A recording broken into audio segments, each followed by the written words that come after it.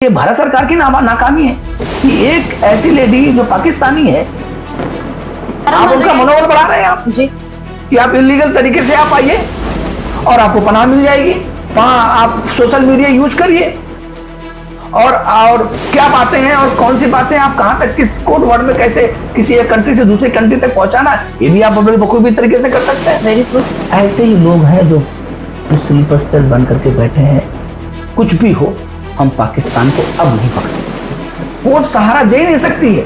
आप मुझे बताइए कौन सा ऑर्डर है जो कि कोर्ट ने कहा हो कि नहीं आप पाकिस्तानी हैं और आप यहां रह सकती हैं। क्योंकि अगर आप फॉरेन एक्ट के तहत नहीं है तो इलीगल काम किया तो आपको डिपोर्ट करना, आपको जेल के सलाखों के पीछे भेजना है। आप अगर समय सीमा को बढ़ाते जा रहे हैं, उसको मौके देते जा रहे हैं, कोई भी मामला होता है तो आपको डिस्ट्रिक्ट कोर्ट जाना होता है, सीधा कोई सुप्रीम कोर्ट थोड़ी चला जाए। तो वीजा देने का काम राष्ट्रपति का नहीं है।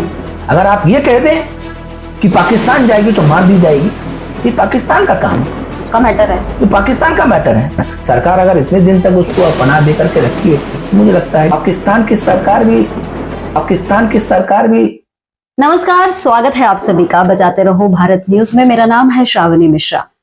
आज मैं सुप्रीम कोर्ट के बार काउंसिल के पूर्व सचिव रोहित पांडे जी के पास बैठी हूँ। ये जो बात आप कह रहे हैं कि पाकिस्तान जो है आतंकवादी देश है, आतंकवाद को बढ़ावा देता है, जन्म होता है और उसको ही आगे बढ़ाता है, और भारत में उसका हम तमाम उदाहरण देख पा रहे हैं। लेकिन यही देखिए ना कि भारत में जिस तरीके से आपने बोला कि अभी तमाम ऐसे लोग सामने चिन्हित हुए जो पाकिस्तान के तरफ से लीगली आए थे, कुछ अवैध भी दिखे, तो अवैध लोगों के ऊपर अगर एक्शन नहीं लिया जाता है, एक ऑर्डर जारी होता है कि 48 घंटे में निकले, और उसके बाद जो अवैध तौर पे होते हैं उनको इस बात का फायदा मिल जाता है कि भैया ये नियम तो उनके लिए जो वैध आए। लेकिन बड़े शर्म की बात है और बड़ा अजीब लगा सुन के कि जो इलीगल है वो दावा कर रहे हैं कि भाई हम तो नहीं जा सकते क्योंकि ये जो आदेश हुआ हमारे लिए थोड़ी हुआ है। तो ये क्या है, इसको किस तरीके से आप लोग देखते हैं? बिल्कुल, देखिए यही तो मैं आपसे कहना चाहता हूं कि ये भारत सरकार की एक नाकामी है। ये जो कमियां हैं कि किस तरीके से उनको जो चेक करने की जो एक उनके पास पावर है, वो जब तक देखिए आप वेरीफाई नहीं करेंगे, आपको डे टू डे के जो उनके अफेयर्स हैं उनको आपको ध्यान में रखने की जरूरत है। आप तमाम अभी देखिए, भी तो एक कभी नाम आप आया सीमा हैदर का, वो देखिए सोशल मीडिया यूज करके वो एक बिजनेस कर रही है, बिजनेस करने आई है। उसका अगर आप हिस्ट्री उठा के देखेंगे, बिजनेस दे कौन रहा है सर? वही तो मैं कह रहा हूं ना, ये तो सरकार की नाकामी है। ये भारत सरकार की नाकामी है कि एक ऐसी लेडी जो पाकिस्तानी है, पाकिस्तानी और वैसी पाकिस्तानी जो केंद्र सरकार को और यहाँ के एजेंसियों को पता है कि वो घुसपैठिया है, वो किस तरीके से इलीगल तरीके से, अवैध तरीके से हिंदुस्तान में घुसी है, और उसको आप पनाह दे रहे हैं, उसको आप मौका दे रहे हैं। आप कह रहे हैं सरकार पनाह दे, सरकार से सवाल पूछो तो कहते हैं कि कोर्ट सहारा दे रही है उसको। कोर्ट सहारा दे नहीं सकती है। कोर्ट सहारा, आप कोई भी कोर्ट एक्ट के तहत चलता है, उसका एक प्रोसीजर है। कोई भी अगर आप प्रेयर करते हैं, किसी ग्राउंड पे प्रेयर करते हैं, अगर वो वैलिड ग्राउंड होता है तो उसको रिलीफ मिलता है, नहीं तो नहीं रिलीफ मिलता। तो सबजुडिस तो सरकार का काम है कि कोई भी इलीगल तरीके से, देखिए पॉलिसी है सरकार की, अगर आप क्राइम करेंगे, सरकार अपनी तो तरफ से जो वकील साहब कह रही है वो कह रही है मैटर सबजुडिस है, हम इसमें इंटरवीन नहीं कर सकते हैं। लेकिन सरकार को लेके जो सवाल उठता है वो ये उठता है कि भाई इसका जो मैटर है पिछले 2 साल से चल रहा है, अभी तक ना चार्जशीट दायर होती है, ना एटीएस की रिपोर्ट सामने आती है, लेकिन सरकार से पूछो तो कहते हैं कि ये तो कोर्ट का मैटर है और सबजुडिस है, और सरकार कोर्ट के मैटर में कुछ बोल नहीं सकती। नहीं, कोई ऐसा ऑर्डर दिखाइए आप मुझे बताइए कौन सा ऑर्डर है जो कि कोर्ट ने कहा हो कि नहीं आप पाकिस्तानी हैं और आप यहां रह सकती हैं, आपका रहने का हक है। कौन सी कोर्ट होगी जो उनको ऑर्डर इस तरीके का देगा? नहीं दे सकता। क्योंकि अगर आप फॉरेन एक्ट के तहत नहीं है, अगर आप सिटीजनशिप एक्ट में अगर आप फॉलो नहीं करते हैं, तो आप तो घुसपैठिए हुए। अगर आप लीगली, अगर आप किसी दूसरे एक देश से दूसरे देश में अगर आपकी एंट्री अगर आप लीगल तरीके से नहीं है, तो आप फिर इलीगल काम किया। लेकिन इलीगल काम किया तो आपको डिपोर्ट करना, आपको जेल के सलाखों के पीछे भेजना है। 2 काम हो सकते हैं जो नहीं किया। अगर आपने उनको डिपोर्ट नहीं किया है तो क्या वजह होगी, ये सरकार को बताना पड़ेगा। सर, सवाल ये भी मन में उठता है कि जिस प्रकार से ये आई क्योंकि सरकार ने अपनी तरफ से क्या अपनी बात रखी, उन्होंने कहा कि हमने तो अपना काम किया, सीमा हैदर आई, हमने जेल में बंद कर दिया, कोर्ट से इसको बेल दिया गया, कोर्ट से बेल पर ही आउट है। लेकिन सर ये बताइए कि अभी जो मैटर हुआ 48 घंटे का वक्त दिया गया, तो ये जो बेल पर आउट है, क्या इसका बेल कैंसिल नहीं हो सकता था? बेल कैंसिल, देखिए बेल एक डिस्क्रिशनरी पावर होती है किसी कोर्ट की, और वो किस ग्राउंड पे बेल लेती है, कोई लेता है तो किस ग्राउंड पे लेता है, वो एक अलग विषय है। लेकिन अप्रोच करती है सरकार हमेशा। देखिए, एक कोर्ट का दरवाजा लोग तभी खटखटाते हैं जब कोई संवैधानिक ताने बाने में अगर कोई चीज, कोई सामाजिक व्यवस्था बनाई गई है तो एक संविधान के तहत बनाई गई है। तो संविधान में दी हुई अगर फंडामेंटल राइट्स किसी का वायलेट हो रहा है तो हम कोर्ट जाते हैं जी। या फिर कोई एक्ट है जो क्रिमिनल एक्ट है तो उसके एक्ट के बेसिस पे हम किसी को पनिश करते हैं, या गवर्नमेंट जो है उस पर एक्शन लेती है, जो लॉ में है, जो एक्ट में प्रोविजंस दिए गए हैं उसके तहत करती है। अगर कोई भी मामला इस तरीके से बनता है कि वो कोई घुसपैठिया है, तो अवैध तरीके से आया है, तो सरकार का काम है कि उसको अरेस्ट करे और उसको जिस कंट्री का है उसको डिपोर्ट करे, ये काम होता है। लेकिन अगर कोई 2 साल से 3 साल से वो कहीं भी कोई घुसपैठिया, इलीगल जो घुसपैठिए होते हैं, वो अगर रुके हुए हैं और सरकार उनको ये जानते हुए कि वहां पे वो ऐसे लोग हैं जो यहाँ नहीं रह सकते, फिर भी रोक रखा है। ये कहने पे जो आपने कहा कि एटीएस रिपोर्ट की बात कर रही है ना आपकी, एटीएस रिपोर्ट अभी आई नहीं, एटीएस का रिपोर्ट आने दीजिए, चार्जशीट नहीं आई। तो देखिए, चार्जशीट आने का भी एक उसकी समय सीमा होती है, उसका भी प्रोसीजर है। तो आप अगर समय सीमा को बढ़ाते जा रहे हैं, उसको मौके देते जा रहे हैं, तो प्रोसीजर अगर आपने उनके लिए खुली छूट दे रखी है तो फिर ऐसे बहुत सारे पाकिस्तानी होंगे वो जो इलीगल तरीके से, उनको भी खुली छूट देनी पड़ेगी आपको। बिल्कुल, खुली छूट तो उनको भी देनी पड़ेगी। आप उनका मनोबल बढ़ा रहे हैं आप जी, कि आप इलीगल तरीके से आप आइए और आपको पनाह मिल जाएगी। आप जो है गलत काम, आप खुले वहां आप सोशल मीडिया यूज करिए, और क्या बातें हैं और कौन सी बातें आप कहां तक, किस कोड वर्ड में कैसे किसी एक कंट्री से दूसरी कंट्री तक पहुंचाना, ये भी आप बड़े बखूबी तरीके से कर सकते हैं। Very true. तो आपको चेक कौन कर रहा है? आपको ये खुली छूट कौन दे रहा है? अगर खुली छूट किसी एक घुसपैठियों को मिल रहा है जो रिकॉर्ड पे इलीगल है, तो जिम्मेदार कौन है? सर एक बात बताइए, सरकार जिम्मेदार। सॉरी टू इंटरवीन यू, कि ये जो आपने कहा कि जो दावा कर रही है सरकार कि मामला कोर्ट में है, वो मुझे उसकी कॉपी दिखाई जाए, आपने कहा ना। इसके जो वकील साहब उन्होंने कहा है कि भाई इसका मैटर याचिका जो है राष्ट्रपति के पास लगा हुआ है और कोर्ट में भी मैटर विचाराधीन है, इसलिए इसको नहीं भेजा जा सकता है। ये सिर्फ मौखिक स्टेटमेंट है जो यूट्यूब और सोशल मीडिया के जरिए हम लोग तक पहुंचा। आप ये बताइए इसमें होना क्या चाहिए था? देखिए, राष्ट्रपति के पास गुहार कब लगाई जाती है? देखिए, वो लास्ट ऑप्शन है। हम राष्ट्रपति के पास मर्सी पिटीशन डालते हैं, लेकिन उसके पीछे अगर आप देखेंगे तो उसका एक जो स्टार्टिंग से एक जो अप्रोप्रिएट फोरम है, अगर आप उस अप्रोप्रिएट फोरम को अप्रोच नहीं करेंगे, सीधा आप चले जाएंगे। अब कोई भी मामला होता है तो आपको डिस्ट्रिक्ट कोर्ट जाना होता है, सीधा कोई सुप्रीम कोर्ट थोड़ी चला जाएगा। सही बात है। आपका एक प्रोसीजर है, एक एक्ट है, तो वो जो एक्ट है, वो जो प्रोसीजर है, उसी के तहत आपको आगे बढ़ना है जी। आप president of India is final stage, final forum, तो वहां पहुंचने के बजाय आपको पहले उन स्टेजेस पे जाना होगा जहां पे कानूनी तरीके से आपके पास प्रावधान है। यानी कि ये दावा ही गलत है। दावा गलत का मतलब अगर उसके पहले उन्होंने कोई अगर प्रोसीजर फॉलो किया होगा वो तो जिला न्यायालय में उसका अगर आप करेंगे, आप ये करेंगे, अगर आप उन बच्चों से पूछा जाता है कि सीमा हैदर के लोगों से पूछ रही हैं कि आपने क्या प्रक्रिया अपनाई है, तो अगर आप कहते हैं कि मैंने राष्ट्रपति को गुहार लगाई है कि मुझे वीजा दिया जाए, तो वीजा देने का काम राष्ट्रपति का नहीं है जी। माननीय राष्ट्रपति का काम नहीं है कि वो वीजा आपको, माननीय उनका काम, अगर कोई नेशनल इंटरेस्ट पे कोई ऐसी चीज आती है तो डिसाइड होता है। लेकिन जो फॉरेन पॉलिसी है, जो फॉरेन एक्ट्स है, जो हमारे सिटीजनशिप एक्ट्स में हमारे लिए जो प्रावधान दिए गए, हम उसके तहत चलते हैं। लेकिन अब नीचे अगर आपने अपने अप्रोच नहीं किया है अगर आपने केंद्र सरकार को अगर आपने अप्रोच नहीं किया है ऐसे मामले में, सेंट्रल गवर्नमेंट आती है, सामने आती है जी, वो आपकी एप्लीकेशन को डिस्पोजल करेगी, डिस्पोज ऑफ करेगी। आपके मैटर को डिसमिस भी कर सकती है, अलाउ भी कर सकती है, आपको परमिशन दे भी सकती है, नहीं दे सकती है जी। वो एक वैलिड आधार पे होगा। उसकी वैधता क्या है वो देखनी होती है, वो सरकार को देखना। सरकार अगर इतने दिन तक उसको पनाह दे करके रखी है तो मुझे लगता है कि सरकार को ही जवाब देना पड़ेगा कि इतने सालों तक क्यों रखा। कुछ फिशी है, क्यों हो भी सकता है।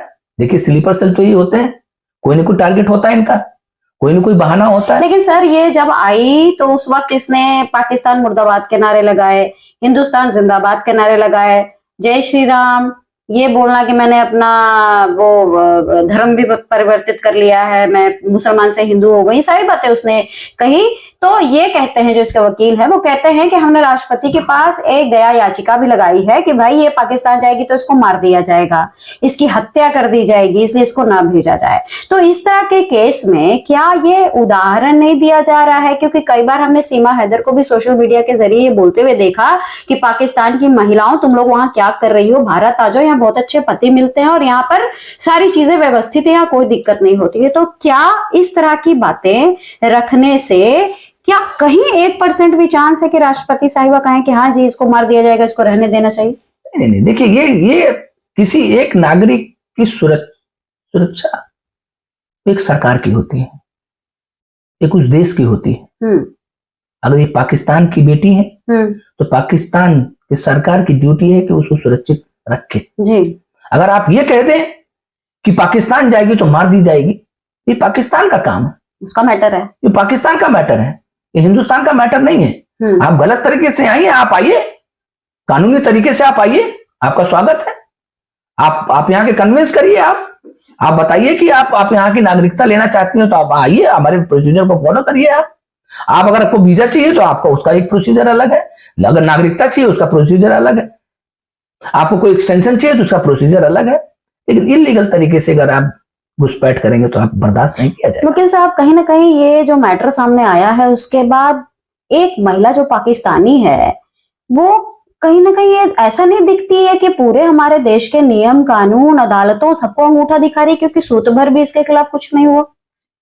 देखिए ये तो सामने है, जिस तरीके से आपने बताया कि एक सीमा हैदर एक जीता जागता एक ऐसी और उदाहरण है जिसे देख करके हम लोगों को दंग रह जाते हैं कि ऐसे लोगों को क्यों रखा जा रहा है। ऐसे कितने सीमा हैदर होंगे जिनको हम जानते नहीं। बिल्कुल होंगे। कितने लोग होंगे कि अभी जो मुझे सुनने में आया कि कितने ऐसे पाकिस्तानी नागरिक हैं जो यहाँ वीजा लेकर के आते हैं और यहाँ निकाह करके चले जाते हैं, बच्चे पैदा करके जाते हैं। तो क्या वो खून तो पाकिस्तानी हुआ ना?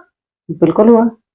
तो वो खून पाकिस्तानी हुआ तो फिर अब हिंदुस्तान में हिंदुस्तानी जो हम लोग जज्बा पैदा करते हैं, जो हम कहते हैं कि भारत हमारा है, हम एक हिंदुस्तानी है, जहां सारे धर्मों के लोग रहते हैं, वो बातें कहाँ रह जाएंगी? सर लेकिन बार बार एक तरह से देखा जाता है कि हमेशा एक आतंकवादी जो है सलीम ही निकलता है। तो हमेशा इस तौर पे देखा गया कि भाई मुसलमान, जैसा अभी मैटर चला कि हिंदुस्तान की जो मुस्लिम महिलाएं हैं वो शौहर ढूंढ रही हैं पाकिस्तान में, फिर शौहर आ रहा है, बच्चा कर रहा है, जा रहा है, जिससे आबादी पाकिस्तान की यहाँ बढ़ रही है, क्योंकि वो बच्चे भी माँ के साथ रहते हैं। बोला जाता है mother is the best custodian, तो उसके पास ही रहते हैं। लेकिन अब जब सीमा हैदर आई है, सीमा हैदर कहाँ आई है? हिंदुस्तान आई है। कहाँ रह रही है? हिंदू के घर में रह रही है, और अपने साथ अकेले नहीं आए, 4 पाकिस्तानी खून के बच्चे भी लेकर आई है। तो अब ये बात कहना तो कहीं ना कहीं गलत होगा ना कि सिर्फ मुसलमान के घर में ही पाकिस्तान की जनसंख्या बढ़ रही है, ये तो भारत के हिंदुओं के घर में भी बढ़ने लग गया। देखिए सबसे पहली बात तो यह है कि एक हिंदुस्तानी को और हिंदुस्तान को पाकिस्तान की जरूरत नहीं है जी। पाकिस्तान के किसी नागरिक की जरूरत नहीं है। अगर कोई भी पाकिस्तानी यहाँ है तो उसे यहाँ रहने का हक नहीं है। कोई भी पाकिस्तानी यहाँ पे, हमें तो बंद कर देना चाहिए कि अगर कोई यहाँ की नागरिकता लेना चाहता है तो उसे भी बंद कर देना चाहिए।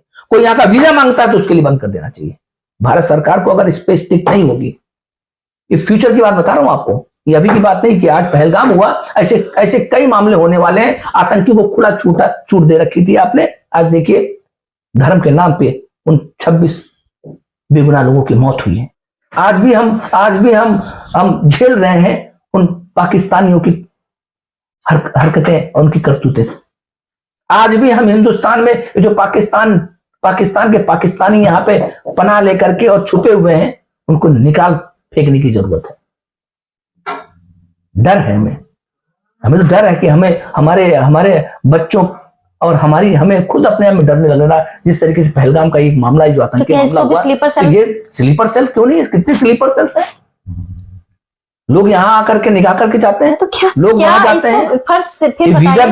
वीजा तो आपको बंद कर देना चाहिए। सरकार फिर से मतलब हम लोग सेफ हैंड में है नहीं है, क्योंकि एक सीमा हैदर का मैटर अभी तक चलते रहना और इसको अभी तक यहाँ पर पनाह देकर रखना, कहीं ना कहीं ये स्लीपर सेल हो सकती है ना सर।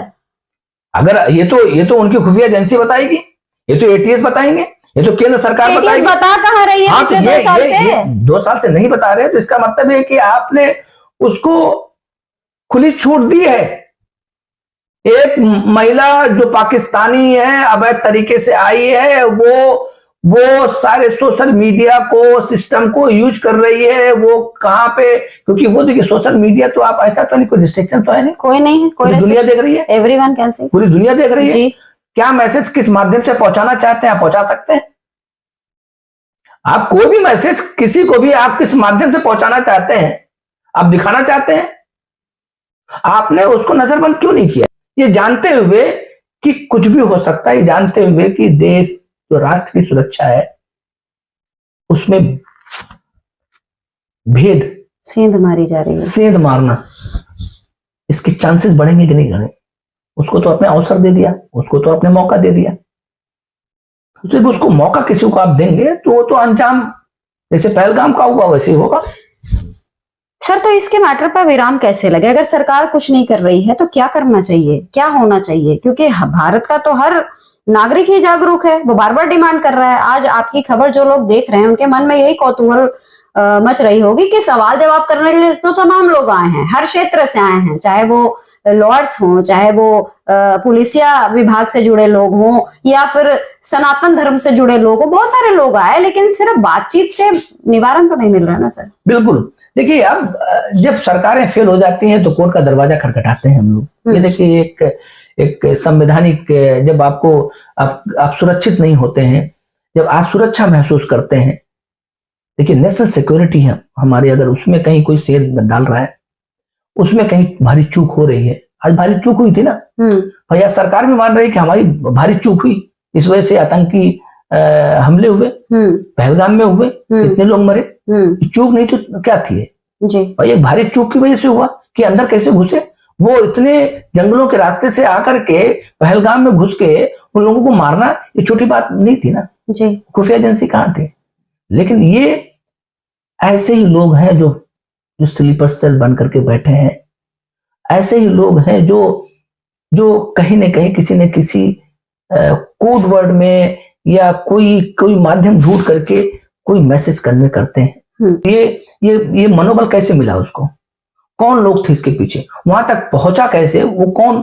कोई उसका आका होगा, स्लीपर सेल, कोई ना कोई उसके सबऑर्डिनेट होंगे, सहयोगी होंगे। वहां तक पहुंचाने तक तैयारी चल रही है किसी की और हम सो रहे हैं। तो आप सोते रहेंगे तो ऐसे हमले होते रहेंगे, सोते रहेंगे तो हमले होते रहेंगे। और इसको हम इस तरीके से देखें कि ये हमला कोई पहली बार नहीं हुआ, ये लगातार होता आ रहा है। और जिस तरीके से ये सीमा हैदर का मैटर देखा जा रहा है, सरकार की चुप्पी, एटीएस का रिपोर्ट नहीं आना सामने और इसको नजरबंद नहीं करना, सोशल मीडिया का लगातार इस्तेमाल करते रहना, बहुत सारी चीजों के ऊपर इशारा कर रहा है कि कहीं सरकार वाकई में क्या चाहती है कि ये रहे। सवाल यही है कि यदि ऐसा है तो सरकार फिर एक क्लीन चिट सामने रखे या अपनी तरफ से कोई एक नोट तो जारी करे कि भाई सीमा हैदर जो है पाक साफ है और ये यहाँ रह सकती है, हमने इसको परमिशन दे दी है। इसी सवाल के साथ जो मैं आपको छोड़े जा रही हूँ, पांडे जी आपका बहुत बहुत धन्यवाद, आपने इतना वक्त दिया। धन्यवाद, बहुत बहुत धन्यवाद। और आप लोग का भी बहुत बहुत धन्यवाद कि आप रेगुलर मुझे सुनते हैं और हमारे इस मुहिम पर कि अवैध घुसपैठियों को भगाना है और अपने देश को बचाना है, इसमें आप सम्मिलित हैं, उसके लिए आपका बहुत बहुत धन्यवाद। नमस्कार।